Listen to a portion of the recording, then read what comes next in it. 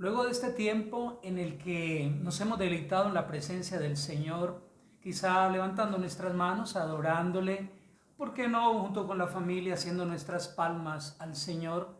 Luego de participar de este tiempo de alabanza y adoración. Creo que esto hace parte de lo que nos identifica a nosotros como iglesia.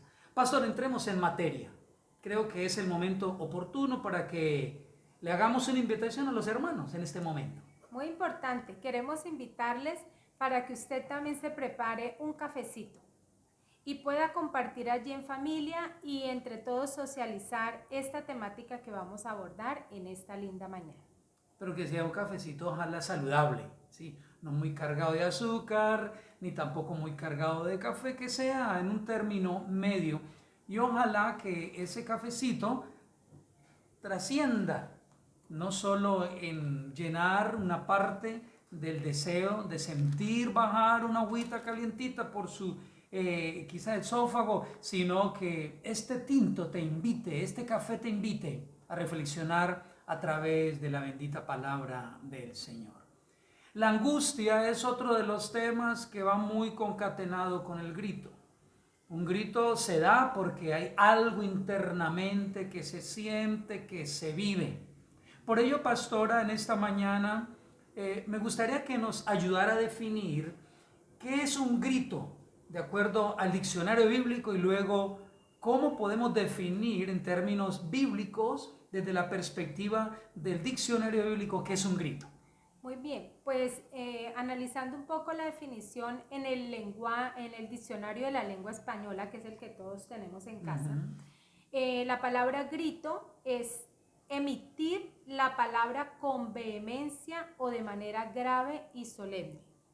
Ya en el contexto bíblico, en el hebreo está la palabra chaak, que significa gritar, clamar o llamar. Este vocablo, que está presente tanto en el hebreo antiguo como en el hebreo moderno, tiene el sentido o da el sentido de grito, vociferar e invocar en un momento de angustia, en un momento de necesidad. Pero es muy interesante que aparece 84 veces en la Biblia, pastor. Y la mayoría de ellos están, esas réplicas o el uso de esta palabra está en el Antiguo Testamento. Sin embargo, hoy vamos a enfocarnos solamente en un libro del Nuevo Testamento, que es el libro de Mateo. Qué bien, Mateo. Mateo, el primer libro del Nuevo Testamento. Correcto. O sea que vamos a tratar de no ignorar, sino dejar a un lado utilizando algunos elementos del Antiguo, porque son seres humanos también los que en el Antiguo gritaron por alguna necesidad, pero vamos a traerle un poco al Nuevo Testamento en la experiencia de los apóstoles, Jesús, y también introduciendo nuestras vidas allí dentro de esa temática. Claro, del grito de angustia. Porque es que nos vamos a ver muy identificados con los 5 gritos que vamos a estudiar en esta mañana. 5 gritos podemos percibir en de acuerdo a Mateo. Mateo. Ah, qué bueno. Bueno, pastora.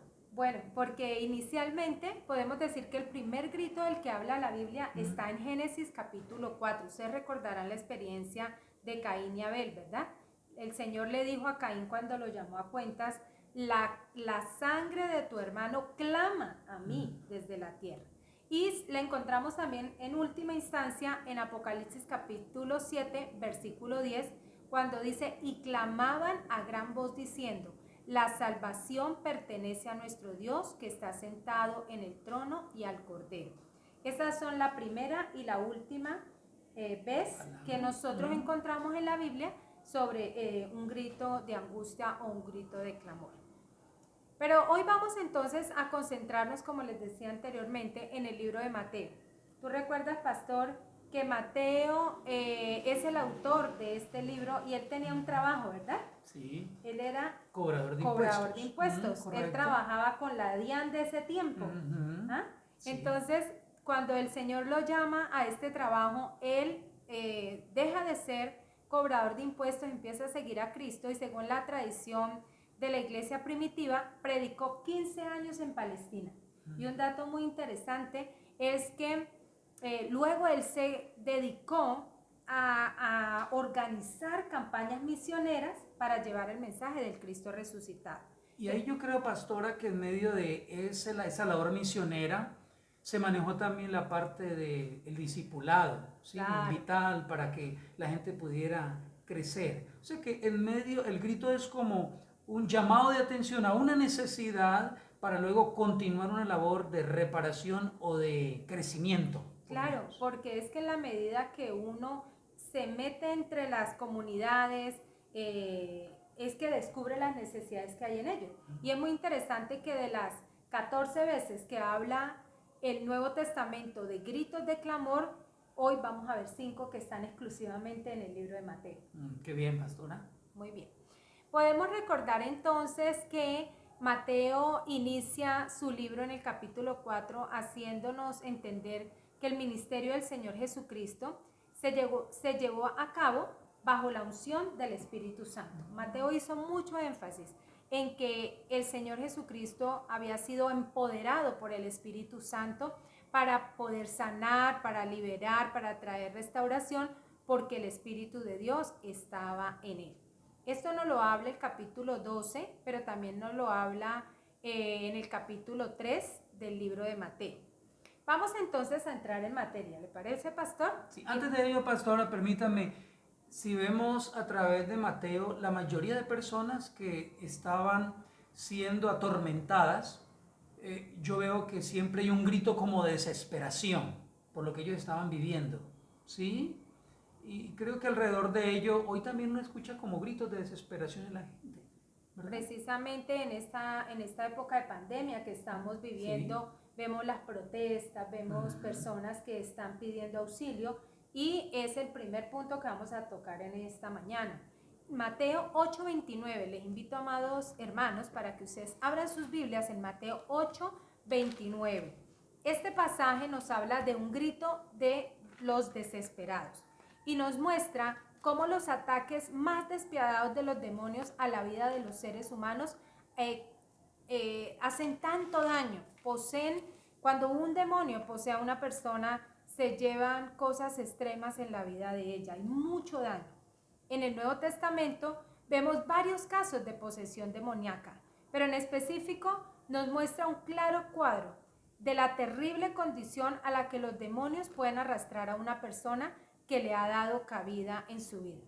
La mención de los demonios confirma la realidad de fuerzas espirituales poderosas en el universo, ¿verdad, pastor? Que nos dejan ver que las Sagradas Escrituras tienen mucho que decir acerca de ello, y que, por ejemplo, en el hebreo malak y en el griego ángelos se nos habla de que los ángeles son mensajeros, fueron creados por Dios, como lo dice la misma Escritura, pero que lamentablemente el enemigo contaminó. Dice Colosenses 1:16. Tú que tienes allí abierta tu Biblia, busca por favor Colosenses 1:16 y yo te lo voy a leer acá. Dice: porque en él fueron creadas todas las cosas, las que hay en el cielo, cielos, y los que hay en la tierra, visibles e invisibles, sean tronos, sean dominios, sean principados, sean potestades, todo fue creado por medio de él y para él. Jesús y sus discípulos habían cruzado el mar de Galilea. Habían viajado aproximadamente unos 15 kilómetros y habían llegado a un pueblo gentil. Es curioso y es muy interesante este dato, pastor y hermanos, porque es la primera vez que Jesús sale de su territorio israelita. Recordemos que él dijo que venía a ser el rey de los judíos, ¿verdad? A salvar al pueblo de Israel. Pero como el pueblo de Israel le venía rechazando, venía cuestionando, le venía diciendo que él no era el Hijo de Dios, entonces su radio de acción se empezó a ampliar. Y esta primera vez entonces él llega allí y encuentra entonces a 2 endemoniados allí en Gadara. Y algo maravilloso que hace Jesús es que los libera. Ustedes pueden imaginarse el susto de los discípulos cuando se bajan de la barca, llegan a este lugar montañoso de peñas, en donde habían cavado huecos, eran sepulcros, dice la palabra. Y allí entonces estos hombres les salen de manera violenta a atacarlos, pero ante la voz de autoridad y el poder de Jesús, entonces ellos fueron liberados. Primer grito. Primer grito de los desesperados. Correcto, está muy bien. Me parece interesante cómo las personas en aquel tiempo sufrían de males como lo sufren en la actualidad. No era solamente para ellos, sino también para las personas de nuestro tiempo. ¿Y cómo podemos nosotros, ya mirando la actitud de Jesús frente a ese grito de desespero, cómo actúa el Señor Jesús? Fue ¿Sí? oportuno. Y Correcto. algo muy lindo es que dice la palabra que luego estos endemoniados le servían. Es decir, se convirtieron en discípulos de Jesús. Correcto. Miremos entonces un segundo grito. Claro ¿sí? que sí. Bueno, al igual que el primer grito, sabemos que hay personas que en este momento están desesperados, ¿no es cierto? Como los endemoniados. Pero hay un segundo grupo y son las personas que son temerosas. El grito del temeroso. ¿Quién es ese? Todos recordarán allá en Mateo 14:26, cuando ellos se montan en la barca después de un largo día de trabajo, donde el Señor había sanado, liberado, había hecho cosas muy hermosas. Y la Biblia menciona entonces que ellos, el Señor les dice, vamos a subirnos en la barca y yo me voy a ir a orar. Entonces ellos se suben a la barca a descansar y Jesús se va a orar. Pero cuando ya es a la madrugada, entonces estaba haciendo una tormenta, una tempestad allí y el viento era recio y ellos ven que viene una figura como Un fantasma. como de un fantasma. Yo me imagino que Jesús alumbraba, ¿no? De haber estado en la presencia de Dios. Es una figura que ellos no habían visto. No, a Jesús no lo Porque habían se visto asombraron. resplandecer. Y es que verdaderamente cuando estamos en la presencia del Padre, algo especial pasa en nuestras vidas, ¿no? Bueno, y si nosotros llevamos este tipo de comportamiento, pastor, es bueno hacer el análisis de que hay miedos, pero hay también temores. La Biblia nos habla de que el temor reverente, el principio de la sabiduría es el temor a Jehová, ¿es verdad? Quiere decir que temer a Dios no es malo. Temer a Dios es algo hermoso que tenemos que cultivar, pero el otro lado de la moneda es el miedo. Ya el miedo tiene que ver con aquel susto, con aquella sensación que paraliza a las personas. Pastora, pero antes de ello, entonces ya hemos evacuado el primer tipo de grito, ahora vamos al segundo. Pero ¿en dónde se dio ese grito? ¿En qué momento se dio ese grito para otros considerar que es un grito a temor? Correcto. Muy buena pregunta. Precisamente lo encontramos nosotros en Mateo 14:26, donde dice, y los discípulos, viéndole andar sobre el mar, se turbaron diciendo, lo que tú dijiste, un fantasma, mire, es un fantasma, y dieron voces de miedo. ¿No? Ahí estuvo el grito. Ahí estuvo el grito. Ellos clamaron, ellos expresaron sus emociones en este momento, que era una emoción de miedo. Y es que la palabra miedo tiene su origen en el griego, en la palabra phobos, que traducido es phobos, de donde viene la fobia, o la claustrofobia, o la hidrofobia, que son los miedos a ciertas cosas. Por ejemplo, una persona claustrofóbica es aquella que le tiene mucho miedo ¿a qué? Al encierro. Al encierro. Quedarse sola en un lugar. No puede sentirse que está como muy cerrado el lugar, o en un avión, o en un ascensor, porque entonces se pone ansiosa, ¿verdad? Entonces nos damos cuenta que el miedo paraliza. Los discípulos se pusieron muy nerviosos, se paralizaron y no sabían qué hacer, y por eso ellos lanzan este grito. Pero ¿qué nos dice la palabra en Juan 4:18? Dice, en el amor no hay temor, sino que el perfecto amor echa fuera el temor. Dios desea que nosotros podamos temer a su nombre, que es ese temor de respeto, pero que no permitamos que los miedos a nosotros nos paralicen. ¿Cuántas personas quizá en este momento de pandemia están sintiendo esa paralización en sus vidas? Muchas. Incluso lo que ha pasado esta semana con esos desórdenes en las capitales principales de Colombia. La gente quedó paralizada, no sabía qué hacer. La pandemia más ese momento de crisis donde estaba la anarquía a flor de accionar en cada una de las ciudades, y eso paraliza de todas maneras. Claro. Eso lo deja Muchas inerte a la persona. personas quizá al otro día no querían salir a trabajar del miedo de coger un transporte, de pasar por esos lugares donde hubieron todas esas crisis, todas esas actos violentos, ¿verdad? Sí. La gente, los empresarios quizá sintieron mucho miedo de tener que ir a abrir sus negocios porque qué tal que haya algún delincuente por ahí, o haber llegado y tener la sorpresa de que le saquearon su negocio. Eso es algo que produce miedo al futuro. Claro. Pastora, ¿cuáles pueden ser los temores de un cristiano en este tiempo? ¿Qué puede crear el temor en un cristiano en este tiempo? Bueno, quizá el encerrarse en su propia casa y aún poder, además de no salir, quizá puede desarrollar un miedo al comunicarse con las personas a través del teléfono, el miedo a que... El abrazo, ya, distanciamiento claro social. Que sí, claro que sí. Bien. Muy grave. Pero interesante lo que nos dice el Señor en su palabra, ¿no? Sí. Dice que en la experiencia que tuvieron los discípulos, entonces ellos reaccionaron cuando Él les habló. Y es muy bonito esto porque hay una parte de la palabra que nos dice que las ovejas conocen la voz de su pastor. Y nosotros debemos conocer en este momento, en vez de angustiarnos, en vez de gritar, en vez de proliferar de pronto angustia, nosotros lo que debemos hacer es meternos a la presencia de Dios para oír su voz y traer paz a nuestra vida. ¿Y cómo podemos nosotros vencer este temor? Antes de lanzar el juicio, o mejor, antes de lanzar el grito de temor, ¿qué debemos tener en cuenta en nuestras vidas para poder sortear o para poder vencer el temor? Dios es perfecto y Él nos conoce. Él sabe que nosotros tenemos temores y que tenemos miedo, ¿verdad? Y que tenemos que enfrentarlo. Es por ello que Él ha esparcido su generosidad, su aliento, esa palabra generosa a través de su palabra que por 365 veces a propósito nos dice no temas.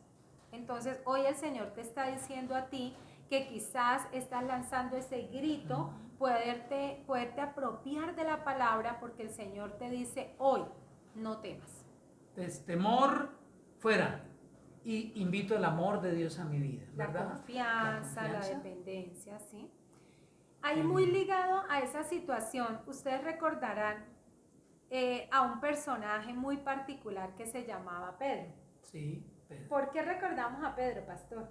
A Pedro le recordamos porque él negó al Señor. Bueno, pero hubieron cosas mejores, ¿no? Que podemos recordar de Pedro. Por ejemplo, fue un hombre de fe. Porque en esta experiencia, en este mismo capítulo 14, recordamos que fue el único que se arriesgó a caminar sobre el mar embravecido. Mientras los discípulos estaban allí comiéndose las uñas y todo, él le dice, Señor, si eres tú, permite que yo vaya a ti, ¿verdad? Entonces el Señor le dice, ven, y él se arriesga. Es muy tremendo uno poder tener esa fe. Superó el temor. Superó el temor y poder empezar a dar esos pasos sobre esa agua, porque es que, a ver, nosotros a veces leemos la Biblia de manera muy romántica, es decir, como que leemos un pasaje y decimos, ve, tan bonito eso, oiga, pero vayamos al meollo de la situación. ¿Qué hubiéramos hecho nosotros ante el mar embravecido, el viento golpeando nuestro rostro, nuestra ropa batiéndose de manera brusca, ¿verdad? A lo lejos Jesús, ¿seríamos nosotros capaces de haber dado ese paso de fe que dio Pedro? Porque a propósito, el tercer grito fue un grito que expresó Pedro después de que caminó sobre el mar. Ese es el grito del que está en peligro. Quizá tú y yo nos identificamos, ¿verdad? ¿Pastor, alguna vez ha estado en peligro? Claro, sí, he estado en peligro. Incluso lo único que uno puede hacer es gritar. ¿Sí? Recuerdo una ocasión que me iban a robar y lo único que yo hice fue gritar, auxilio, auxilio, me van a robar, auxilio, me van a robar. Fue lo único que pude hacer, porque estaba en peligro, hubo una reacción inmediata. Y que debemos hacerlo, porque el Señor no quiere que nosotros nos hundamos y perezcamos. Mira lo que hizo o la experiencia que tuvo Pedro. Dice la escritura ahí en el 14:30 de Mateo, en el cual estamos ubicando, es que él estuvo en peligro. Recordemos que mientras él tuvo su mirada puesta en Jesús, ¿qué pasó? Él pudo caminar, pero cuando él vuelve y enfoca o mejor, su subconsciente le dice, hey, acuérdate que estás en medio de una tempestad. Entonces su espíritu fue apocado por su alma, que le gritó que estaba en peligro, porque él había estado en peligro desde el principio, ¿verdad? Claro. Pero justo en ese momento, entonces, él se acuerda y dice la escritura que él empezó a hundirse. Muchas personas hoy día se están hundiendo, lamentablemente, y se están hundiendo solas, unos por orgullo, porque no quieren reconocer que necesitan apoyo, otros porque quizás no saben a quién acudir. Pero interesante lo que hace Pedro, y es que él dice, él reconoce el señorío de Cristo. Él no dice, Jesús, amigo mío, ven, ayúdame. Él dijo, Señor, sálvame. Y yo quiero que prestemos mucha atención a esa palabra, pastor, porque muchos de nosotros a veces tomamos en poco el nombre de Dios. Hay personas que dicen, no, es que yo acudo a Chuchito, ¿verdad? Otros dicen, no, es que Chuchito me escucha, o entre él y yo hay un negocio. Bueno, pero a veces no le damos el honor que él merece. Y aquí podemos darnos cuenta, y nos vamos a dar cuenta en el cuarto grito, cómo también nosotros en medio de la angustia tenemos que reconocer el señorío de Cristo. Porque el señorío de Cristo representa que yo estoy creyendo que Él está sobre mí. Señor es sobre, ¿verdad? Yo soy su siervo, yo soy su hijo, pero Él es mi Señor. A propósito de ello, recordemos, pastor, qué es lo que dice primera de Pedro 5:7. Echemos toda nuestra ansiedad sobre Él porque Él tiene cuidado de vosotros. Ay, qué pasaje tan hermoso, ¿verdad? O sea que en medio del momento del temor, del miedo, no surge tanto el grito como tal, sino palabras que me puedan llevar a mí a sentir que estoy acompañado. Ajá, sentir el empoderarme, el apropiarme de las promesas que el Señor nos ha dado. Y por ello Hebreos 12 nos habla, el apóstol nos dice que pongamos nuestros ojos en Jesús. No que, mire que él no está diciendo, coloca tu mirada en las circunstancias, no te enfoques en el problema. Es cierto, el problema está allí, yo tengo que buscar solución al problema, pero si yo me enfoco en el problema, entonces mi fe no se va a ejercitar. Correcto. ¿Sí? Entonces él dice, Señor, sálvame. Y el entusiasmo en los ojos de Pedro, con ese entusiasmo con que él se bajó de la barca, había desaparecido, ¿no? Porque se hundió. Y creo que es la vergüenza normal que todos los seres humanos podemos sentir cuando hemos fracasado en un proyecto, cuando hemos fracasado en algo que nos hemos propuesto. Pero es fracasar, digo yo, hace parte también de la vida. O sea que, ¿cómo sería el rostro de Pedro? Si lo hubieran permitido, o mejor, si hubieran tomado una fotografía en ese tiempo con una cámara, con un Samsung, con un celular fino, ¿cómo hubiera sido la cara de Pedro a esa altura? Una cara pálida, una cara de miedo, de terror. Claro, ¿sí? Porque de todas maneras era que él se estaba hundiendo, solo que gracias a que el Señor Jesús estaba cerquita, extiende su mano y lo rescata, y se van caminando los dos pues a la barca. Entonces Pedro tuvo miedo, como lo hemos tenido nosotros, ustedes y yo muchas veces hemos sentido miedo. De hecho, cuando empezó esta situación, ¿verdad? Muchos sentimos ese miedo. Pero hoy él nos dice que nos apropiemos de esas palabras que dijo Pedro, Señor, sálvame, que ese sea nuestro grito, ¿sí? El decir, Señor, sálvame en esta hora. Eso significa que el Señor le podía sacar de momento desesperante, Claro que sí. de momento que estaba Pedro viviendo, y que el proceder del Señor era inmediato, salvarle a él con su mano poderosa. ¿sí? Sí. Yo me hago una pregunta, pastor, y quizás sería bueno que tú la hicieras también, y los hermanos que están allá mirándonos pudiéramos hacernos la pregunta, ¿cuántas veces el Señor Jesucristo habrá dicho, Sandra, David, tú que estás ahí, cuántas veces, por qué dudaste? Él le dijo a Pedro, ¿por qué dudaste? Pero luego era que lo rescató, ¿no? No fue que lo dejó hundir y no. Ni mientras lo estaba rescatando le echó un vainazo, como decimos acá en Colombia. No, él lo rescata y luego lo lleva a una reflexión. Y vale la pena que hoy podamos preguntarnos, ¿Será que en algún momento de esta pandemia hemos dudado del poder de Dios? ¿Será que en algún momento de esta crisis hemos dudado de la palabra? Pero el Señor le dijo entonces a Pedro, yo no te puse en esta situación para que fracasaras. Era posible hacerlo, pero tenías que ejercitar tu fe. Ahí está la esencia, la clave, correcto. Ejercitar la fe. Es momento de ejercitar la fe. Correcto. ¿Verdad? En cuarto lugar, dice la palabra en Mateo 15:22, otra experiencia que quizá tú y yo conocemos. Y aquí voy a hablar de manera muy especial a los padres y a las madres. Nosotros como padres que tenemos 3 hijos ya adultos, pasamos por momentos en donde clamamos a Dios, ¿verdad, pastor? Sí, correcto.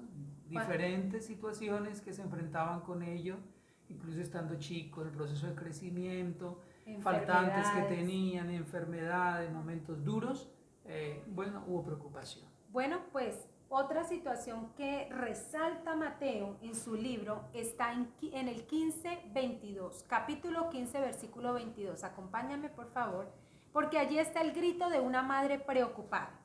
Una mujer sirofenicia integrante de las naciones a las que Dios llamaba gentiles, ¿no? Entonces Jesús, está nuevamente en un territorio que no era el territorio israelita, estaba yendo a los gentiles.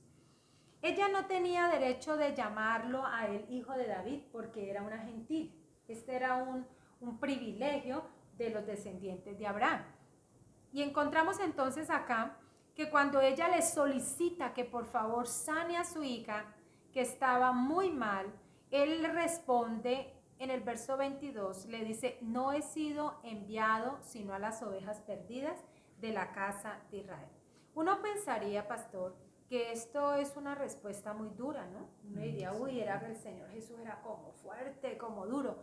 Pero nosotros lo entendemos, te digo, cuando en la cruz a él le pusieron ese letrero que decía Rey de los Judíos. Porque realmente el Padre lo había enviado, era a rescatar al pueblo que él había elegido. Jesús estaba obligando a la mujer a que ella reconociera que ella no era digna porque no hacía parte del pueblo de Dios. Sin embargo, hay algo, pastor, que a mí personalmente me enamora de esta mujer, me parece algo muy lindo, y es la humildad con que ella asume esto que Jesús le está explicando, ¿cierto? Él dice la escritura en el verso 25, pero acercándose ella, mira lo que hizo, se postró ante él diciendo, Señor, socórreme. Y allí es donde encontramos entonces el cuarto grito, ¿verdad? El grito de una madre preocupada que clama por una hija que está en terribles condiciones. Tengo un dato interesante. ¿Sabe cómo se le decía a los gentiles? Los gentiles, ¿se le llama el nombre de un animal? Sí, a los gentiles les llamaban perros. ¿Ve? Entonces cuando el Señor le dice, oh mujer, antes de ello le dice, es que no me es permitido darle el pan que ha sido determinado para los hijos. ¿Y cuál fue la respuesta que ella da? Ella dice, Señor, es cierto, pero aún los perrillos comen de las migajas que caen de la mesa del Señor. Entonces ella estaba diciendo, mira, yo sé que no soy digna de recibir este favor, de recibir este beneficio porque no soy israelita, pero por favor regálame, tírame una migaja. En palabras de nosotros podemos decirlo así, tírame una migajita y permíteme disfrutar de esa migaja. Y efectivamente, esta humildad, esta adoración que hace esta mujer necesitada, dice el versículo 28, entonces Jesús respondió y dijo, oh mujer, grande es tu fe. Jesús estaba sorprendido de que había encontrado más fe en los gentiles que aún en el mismo pueblo de Dios. Y que te suceda como lo has pedido. Dice la palabra, pastor y hermanos, que su hija quedó sana inmediatamente. Eso es una respuesta maravillosa, de verdad que a mí personalmente me impacta que Dios escucha el clamor de un padre o de una madre. O sea que, madre, si hay alguna preocupación, el Señor te puede escuchar. Amén. ¿sí? Claro No que está mal que le presentemos al Señor nuestras preocupaciones. Para nada. Que la mamá está en su cocina, que la mamá está en sus arreglos de casa, que el esposo está, que incluso los mismos hijos están preocupados. No, vayamos al Señor, démosle a conocer lo que nos causa la preocupación. Exacto. Y el Señor, como conoce el corazón y de manera muy humilde, vayamos a Él y Él va a responder a nuestra necesidad o a la preocupación que tenemos. Sí. Claro que sí. Para Él son importantes nuestras necesidades. Y a propósito de necesidades, quiero compartir Un último grito. un último grito, bueno, de Mateo, ¿no? Correcto. De los que están en de los que Mateo. están en Mateo. Porque hay otros más. Sí, claro, En el 70 mismo- más. Y en el mismo Mateo hay Bueno, otros más. Sí, hay otros más. Dice, el grito del necesitado. Yo te invito, mi hermano, para que tú abras tu Biblia en Mateo 20:31. Jesús y sus discípulos estaban yendo de Jericó a Jerusalén, ¿verdad? Dice la palabra, y he aquí dos ciegos que estaban sentados junto al camino, al oír que Jesús pasaba, empezaron a gritar. Ahí sigo el grito. ¿Cómo era el grito? Señor, Hijo de David, ten misericordia de nosotros. Ah, ¿Sí? Notemos este detalle. Ellos sí podían llamar a Jesús hijo de David, Claro. porque eran de la descendencia de Abraham. O sea, ellos estaban dentro del pacto, eran merecedores de ser escuchados. ¡Oh, y qué interesante que ellos sí que supieron aprovechar a Jesús! Porque dice que iba pasando. Y la gente dice que los callaba, pastor. Los reprendía. Los reprendía. Cállense, cállense. Oiga, qué vergüenza, qué oso, silencio, más pasito. Pero ellos no, la meta de ellos era que Jesús